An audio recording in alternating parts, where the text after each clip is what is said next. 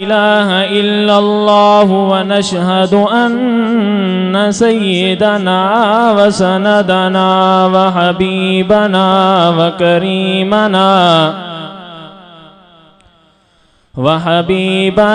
وكريمنا ومرشدنا ومولانا محمد وعلى آله وصحبه أجمعين.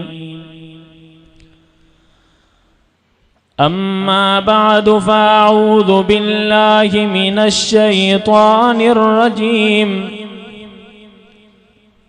بسم الله الرحمن الرحيم.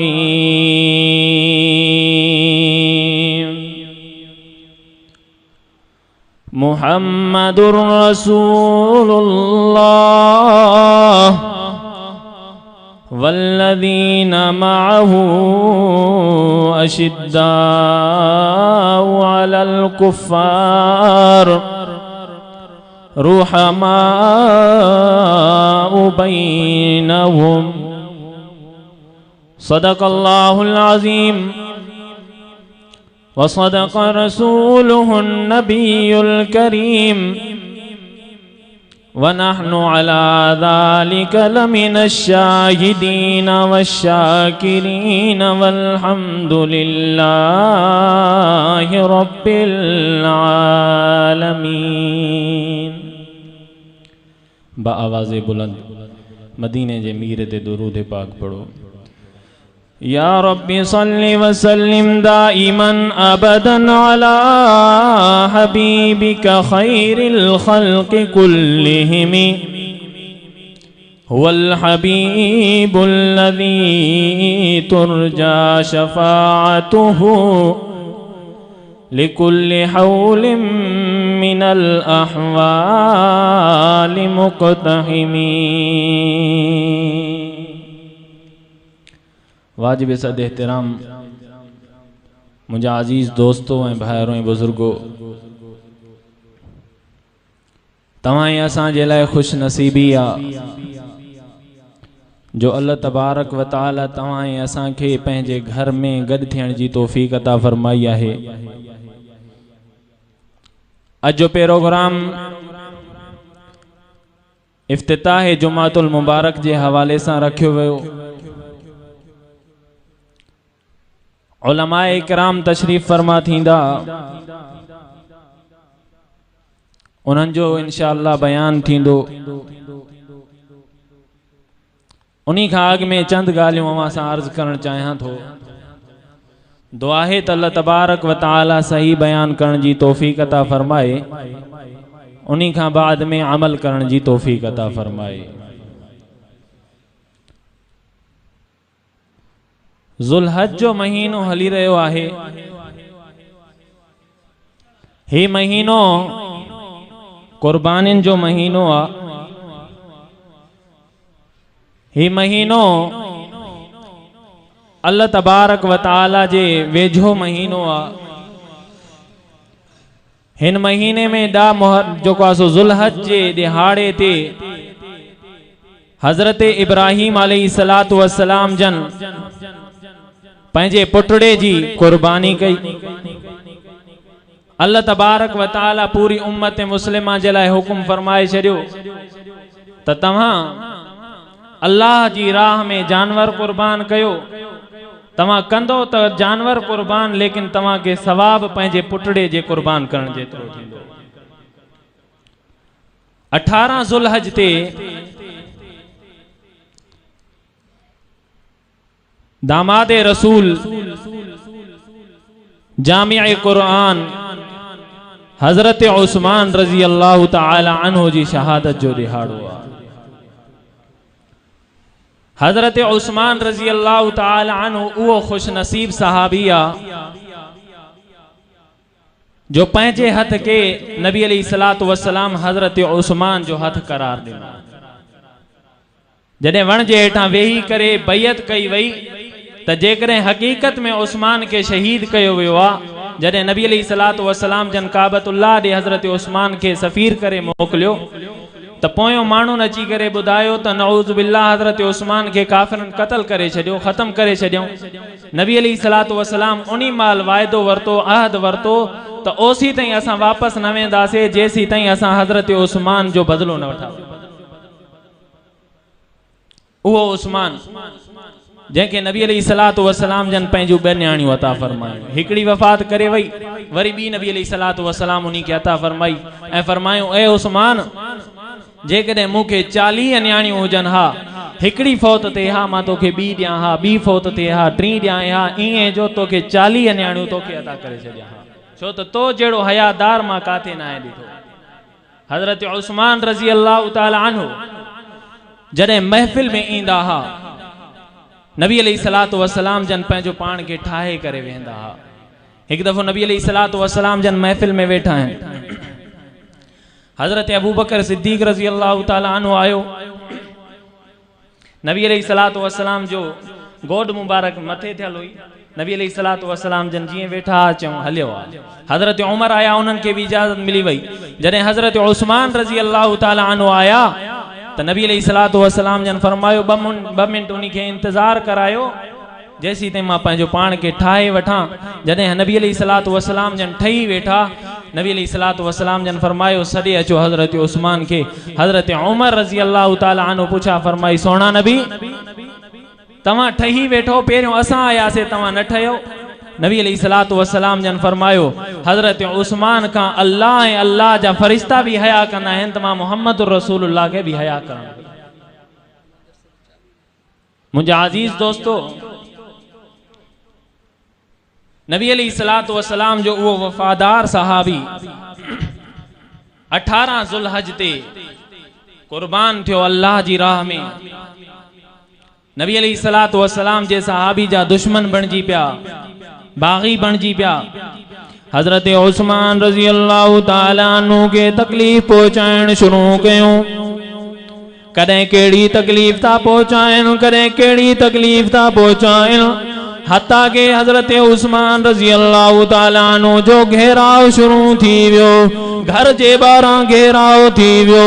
40 ॾिहाड़ हज़रत उस्मान रज़ी अल्लाह ताला अन्हु के घर में कैद करे छॾियो। हज़रत उस्मान भित तो चढ़ी करे उन्हनि खे ऐलान तो करे, ओ नबी अलैहिस्सलातु वस्सलाम जा उम्मतीओ, मां तव्हां जो कहिड़ो ॾोह कयो?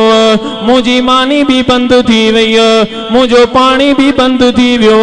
मां उहो उस्मान जेकॾहिं कंहिंखे उञ लॻंदी ही मां पंहिंजो माल खणी करे, पंहिंजो माल ख़र्च करे मुसलमाननि ताईं पाणी पहुचाईंदो हुउमि। जेकॾहिं मूंखे को साहिल ईंदो हो उन्ही खे ख़ाली न मोटाईंदो हुउमि।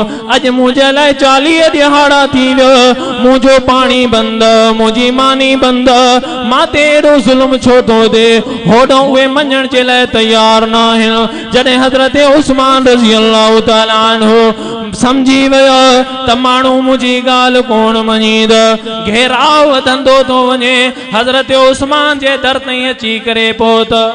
दरवाज़ा बंद लॻा पिया आहिनि। हेॾो हज जो मौक़ो आहे, सहाबा हज ते विया हा, पोयों जेके आहिनि बाग़ी ग्रुप वार उते मौजूद हुयो।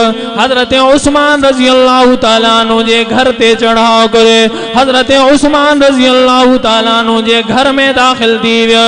जॾहिं घर में दाख़िल थियो ॾिसनि त हज़रत उस्मान रज़ी अल्लाह ताला अन्हु अल्लाह जो क़ुरान पियो पढ़े। हज़रत उस्मान अल्लाह जो क़ुरान पियो पढ़े। हेॾो हिकिड़ो शख़्स अॻिना वधियो, अबू बकर जो पुटड़ो अॻिना वञी करे हज़रत उस्मान रज़ी अल्लाह ताला अन्हु जी दाढ़ी खे वठी करे छिक थो ॾे। हज़रत उस्मान उनॾे निहारे करे चवे थो, ओ मुंहिंजा भाइटिया, जेकॾहिं हज़रत अबू बकर सिद्दीक़ रज़ी अल्लाह ताला अन्हु हुजे हा तोखे इजाज़त कॾहिं न ॾे हा जो मुंहिंजी दाढ़ी पकड़े हा। हज़रत उस्मान जॾहिं इन खे ॻाल्हि कई त फौरन वापसि मोटिया, दाढ़ी छॾे करे वापसि मोटिया, हलिया विया। ॿिया उन हज़रत उस्मान ते हमलो करण शुरू कयो कंहिं तीर हयो कंहिं जेको आहे सो तलवार हई हज़रत उस्मान रज़ी अल्लाह ताला अन्हु क़ुरान जी तिलावत पियो करे हज़रत उस्मान जो वो खून मुबारक क़ुरान पाक ते पियो ओ दुनिया जा मुसलमानो क़यामत जो ॾिहाड़ो हूंदो कंहिंजी शहादत जी शाहिदी ओद जो मैदान ॾींदो कंहिंजी शहादत जी शाहिदी खंदक जो मैदान ॾींदो बदर जो मैदान ॾींदो कंहिंजी शहादत जी शाहिदी जंगिन जा मैदान ॾींदो कंहिंजी शहादत जी शादी करबला जो मैदान ॾींदो लेकिन जॾहिं हज़रत उस्मान जी शहादत जी शाहिदी ईंदी त अल्लाह जो क़ुरान शाहिदी ॾींदो हज़रत उस्मान रज़ी अल्लाह ताला अन्हु शहीद थी विया इन्ना लिल्लाहि व इन्ना इलैहि राजिऊन दुनिया जा मुसलमानो हज़रत उस्मान रज़ी अल्लाह ताला अन्हु नबी अलैहिस्सलातु वस्सलाम जो वफादार साहबी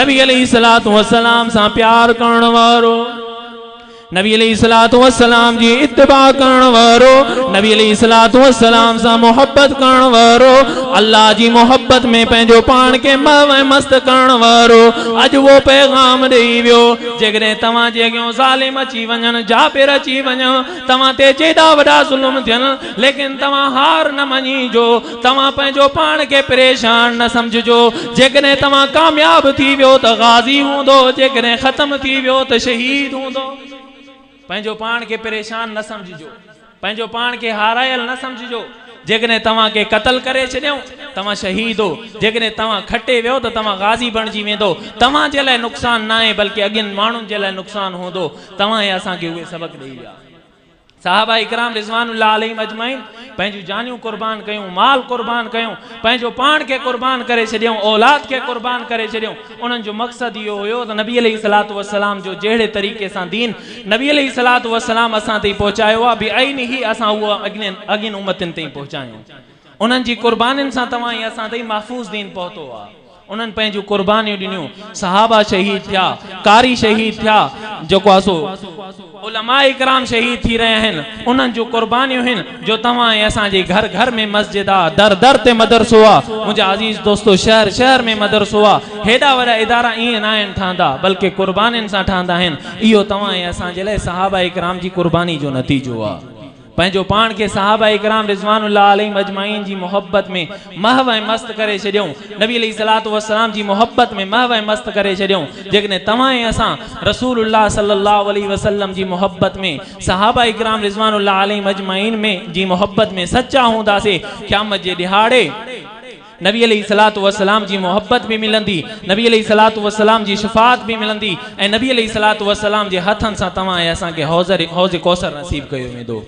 तव्हां ऐं असां कोशिश कयूं सहाबा इकराम रिज़वानुल्लाह अलैहिम अजमईन जे नक्शे कदम ते हलूं नबी अलैहिस्सलातु वस्सलाम जन फरमायो असहाबी कन नुजूमी फबि अय्यिहिम इक्तदैतुम इहतदैतुम मुंहिंजा सहाबा सितारनि वांगुरु अथव जंहिंजी बि इत्तिबा कंदो कामयाब थी वेंदो सहाबा ईअं न आहिनि उन्हनि क़ुर्बानियूं ॾिनियूं आहिनि तॾहिं त उन्हनि जे लाइ नबी अलैहिस्सलातु वस्सलाम जन फरमायो उन्हनि जी इत्तिबा कई वे ॼण त मां मुहम्मद रसूलुल्लाह जी इत्तिबा कई वे तंहिं करे अज़ीज़ो पंहिंजो पाण खे नबी अलैहिस्सलातु वस्सलाम जी मोहब्बत में महव ऐं मस्त करे छॾियूं तव्हां ऐं असां हिते पंहिंजो पाण खे सहाबा जी मोहब्बत में रखंदासीं क़यामत जे ॾिहाड़े नबी अलैहिस्सलातु वस्सलाम जी मोहब्बत जे साए में हूंदासीं दुआ है त अल्लाह तबारक व तआला अमल करण जी तौफ़ीक़ अता फरमाए ज़िंदगी बाक़ी मुलाक़ात बाक़ी व आख़िर दावाना अनिल हम्दुलिल्लाहि रब्बिल आलमीन।